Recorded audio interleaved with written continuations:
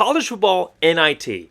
Could we ever see a college football NIT format? I don't know if anybody has paid attention to the college football world recently, but it is absolutely insane right now. And I don't necessarily mean that in a good way. It is absolutely off the walls, off of its foundation crazy. The conference realignment has completely destroyed a Power 5 conference in the Pac-12. You have teams from the West Coast playing in East Coast conferences. You have Oklahoma and Texas in the SEC. You have USC and UCLA in the Big Ten. You have NIL, transfer portal. You have a playoff system. You have a bowl system that's dying. You have opt-outs every single year that grow and grow and grow. College football right now is off the walls crazy. And in that environment of off the walls crazy, you are getting some off the walls crazy ideas thrown out in the college football world. And those ideas, while they may be crazy, and while they may seem crazy, a lot of what is going on right now is not anything that anyone would have predicted the college football world heading towards in 10 and certainly not 20 years ago. So things that are getting thrown around right now that may sound bizarre, like a college football NIT playoff system or format, could become reality. And something that we've heard quite often is a separation between the Power 5 and the Group of 5. I'm not just talking about the idea of a separation in power and equality and economic resources, but a legitimate break and divide.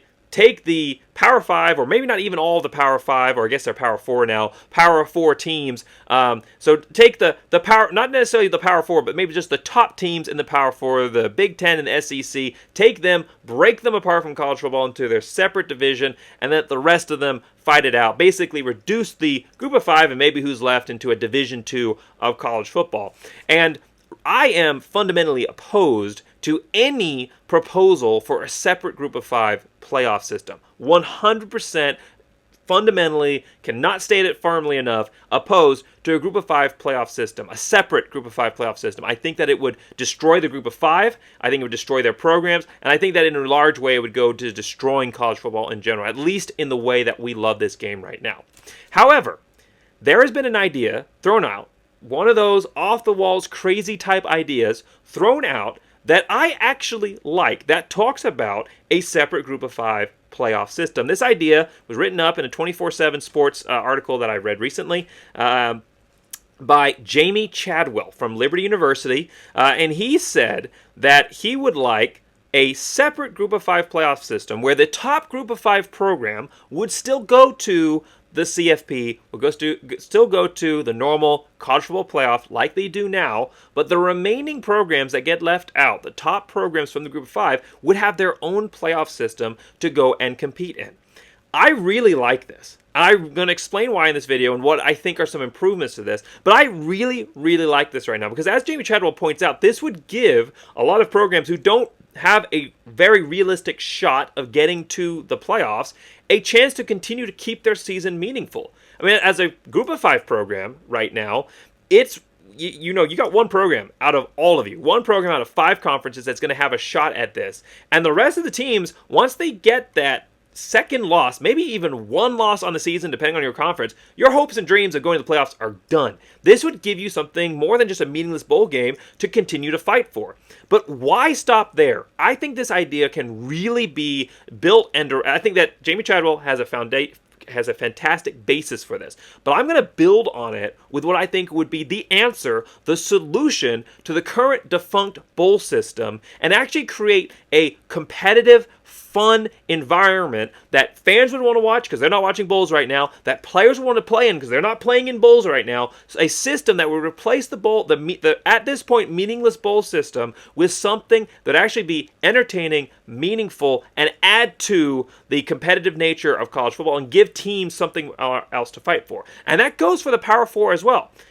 Face it, most Power 4 teams don't have a chance at the playoffs either. In the Group of 5, they're in the same boat there. Even in the 5+7 format, most Power 4 teams, besides a very elite top tier of each conference, has a real legitimate shot 90% of the time of actually getting to the playoffs. You know, if you're a Kentucky, if you're a Maryland, if you're an Iowa, if you're a Kansas State, the odds of you getting to the playoffs, now within each of those conferences is higher odds, but the odds of you getting to a conference on a regular basis are not super high. Now, with Oklahoma and Texas leaving the Big 12, maybe Kansas State has a better shot. But you get my point, especially in these conferences that have teams like Georgia, Alabama, Ohio State, Michigan, and now Washington, Oregon are now joining the Pac-12 as well, and USC coming over as well. There are so many elite, top-heavy teams in these conferences that as a mid to lower level program in these conferences, you probably don't have a realistic chance most years. And once you rack up that second or third conference loss or regular season loss, you know you're out of it. And there's really nothing left for you to play for at that point. So this would add meaning to the college football season for all teams. And this is my idea. Again, Jamey Chadwell's basis that has got me spinning on this, but this is my take on this. This is my idea for how we can fix this system for both the Power 4 and the Group of 5 and create a fair system that will run parallel to the college football playoff system and create a double ending to the college football season that would create so much more excitement than purely a Power 5 driven, top level Power 5 driven playoff system and then a meaningless bowl system. So again, this is based on Jamey Chadwell's basis idea, but this is my additions to it that I think would make this idea truly workable and really something that we could put in place for the meaningless bowl season right now. So the number one thing you do is you get rid of the bowl season. They don't matter anymore. The best bowl games are now part of the playoff system. You're left with an ever-expanding list of mediocre bowl seasons. It's in its death throes, but it's still churning out more and more bowls. It's like an animal, a wounded animal that knows it's on its last legs, has that last burst of energy right before it goes. The bowl season at this point is completely meaningless, and we need an alternative to that. So here is the college football NIT playoff system. Doesn't have to be called that. It can be called whatever, but for the purpose of this video, to prevent confusion with the college football playoff, I'm just going to call this the college football NIT. So differentiation between college football NIT and the traditional 5+7 college football playoff format. So the top two teams from each conference that don't get into the college football playoff would advance to the NIT for both the Group of 5 and the Power 4. If your top teams, if your top 1 and 2 program or your top 1 program gets to the college football playoffs, then your number 2 and number 3, or number 3 and number 4, depending on how many programs advance to the playoffs, would advance to the NIT for you. So you would have 9 conferences, because we're assuming the Pac-12 is dead at this point, the 9 conferences with 18 teams. So you'd have a little bit more Group of 5 heavy, but this is a little bit of a balance out system because more Power 5 programs are getting into the playoffs. This format gives opportunity to both, but emphasizes the Group of 5 having a little bit more of an opportunity to play in this. So 18 teams, 5 Group of 5 Group of 5 champion and their runner-ups, and then the 4 Power 4 conferences, their champion and runner-up, or whatever level you get to by the time you filtered out the teams that have advanced to the playoffs. Then you'd have 14 at-large teams that would be selected by some form of committee. Could be the playoff system committee, could be something else, but some form of committee that would invite 14 at-large programs for a total of 32 teams. So you'd have 16 games, 32 teams, and those at-large programs, you would invite 7 from the Power 4 and 7 from the Group of 5. You would have to have at least 8 wins. None of this, just getting to 50% is good enough. That's another reason bowl games have become so meaningless, is because you barely win anything in your season. You get to 50% and you get to go to a bowl game. That should not be the standard. 8 wins, 7 of which must be FBS to be eligible from both the Power 4 and the Group of 5, and you pick 7 from each of those conferences. Now, if one conference isn't able to produce, not one conference, if one set of conferences, if the Group of 5 are not able to produce enough 8-win teams, then you could pick more Power 4 teams to fill their slot. If neither group of conferences can produce 14 8-win programs, then in descending order, 7-win teams first, 6-win teams first.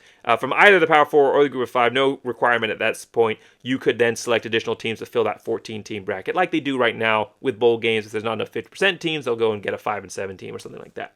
After that, Group of 5, Power 5 would match up based on some kind of computer ranking, so that's fair. No human biases for Power 5, Group of 5, something like the BCS system. Some form of computer ranking would rank the best Power 5 or Power 4 champions and runner-ups versus the worst Group of 5 teams, and then the best group of 5 teams would face off against the worst Power 4 teams. Just like any regular playoff system works right now at any level. The best programs play the worst programs on both sides. Now, I acknowledge that this would add a lot of additional games, especially for teams that make a run. And college football is a sport. One of the reasons that there's been so much resistance to a playoff system expansion in general is that college football is a sport that takes a lot out of teams. There's a high injury rate. There is a high level of exertion. So in order to incentivize teams to become part of this and to join in, and then also not to necessarily punish programs that participate by giving them more chances of injuring their players that they want to be able to compete next year. A couple of rule changes I would suggest to be added to this. The first one is a running clock throughout. It goes out of bounds, incomplete pass, running clock throughout. College football already has this rule that they made that change last year. It said the last 2 minutes of each half. But then you would have a 10-minute quarters instead of 15-minute quarters. So a 40-minute game instead of a 60-minute game. 20 less minutes of contact, and it make it a much faster-paced game. I think it would make it a lot more fun to watch. You're going to have a lot more of these games getting added on, and it would give people a reason to tune in. They know they don't have to sit around for a whole hour, so they can start to buy into the system. I think you would increase viewership. Again, they maybe initially early on aren't really sure what's going on, if this thing is worth watching, but it's only 40 minutes, so why not tune in? And I think you would increase your viewership and over time build a very steady fan following, and that would continue to endorse this format. And then no kickoffs. I love the kickoff rule. I don't want it being removed from college football in general. I love the kickoff rule. College football is an inherently violent sport. I don't think you should just try to reduce the aspects of it that are fun simply because they're violent. However, for this playoff system, this playoff format, the regular season's over. You don't want people getting injured here in the playoffs. Remove the kickoff rule. Just set the ball at the 25. I think that this would overall reduce wear on athletes and the chance of injury while keeping the game fast-paced and highly entertaining. Then, you still need a way, I think, to incentivize players to play in this, because it's not the college football playoffs. It's not. You are acknowledging that this is a second-rate playoff system. It's running lateral to or parallel with the college football playoff system, but it's not that. It is an NIT. The NIT in and of itself is not the big dance. It is something that is slightly lower. So you want to incentivize teams to continue to play in this. So I think that, especially in the age of NIL, I think this is totally achievable. Players and schools, emphasis on both, players and schools would receive cash incentives to play for playing in their game and advancing to their next game. Each game you win, you get some kind of cash prize reward. It gives them an opportunity to earn to compete for something meaningful, not just a trophy, not just advancement, but also what is now becoming the grease that runs college football is cash. I think that you need to have that element involved. And if you've taken out bowl games altogether and you are looking for people companies and advertisers looking for things to sponsor, they will be able to influence and to put that cash flow in. I also think that this would be highly watchable. You would take all of the viewership from bowl games and concentrate it into 16 games that have increased meaning over a bowl game. And I think you would get that viewership plus increase it overall. You'd also not just be getting your own fans from each team watching. You'd have the fans that are going to be playing you next. Basically, you'd probably have 32 teams worth of fans at very least watching you, plus whatever additional national exposure you're getting. So I think that you would get that money back in TV revenue, and I think you'd get that money back in sponsorships. And so this is something that you could definitely put forward is a meaningful cash prize for players and for schools. Schools already get paid when they go to these bowls, but I think now this is an opportunity for players to also get paid as part of this new NIL system where players are receiving financial compensation for being part of the game. Overall, I think that you would have less opt-outs from this because players are playing for something meaningful, not just in the game itself, but also for the cash opportunity. I think you'd have much higher stakes because, again, you're not just winning a meaningless bowl game. You're winning a playoff system that's giving you an opportunity to go and win as the one. Yes, you didn't win the college football playoffs, but you can go win this playoff system. And it's still something meaningful. It still means that you're one of the top teams in the country, just outside of that very top echelon. Maybe it helps you set up to go play in that top echelon next year. The money that you gain from this, national exposure that you gain from this, all of that helps you to set yourself up for success for the next season to then elevate you from this into the college football playoff system. I think it would be more entertaining. I think it would give much more meaning, like I already said. I think you get much better matchups overall. You wouldn't just have these, again, meaningless matchups against 6-6 or worse programs, a group of 5 playing nobodies, Power 5s playing nobodies in the group of 5.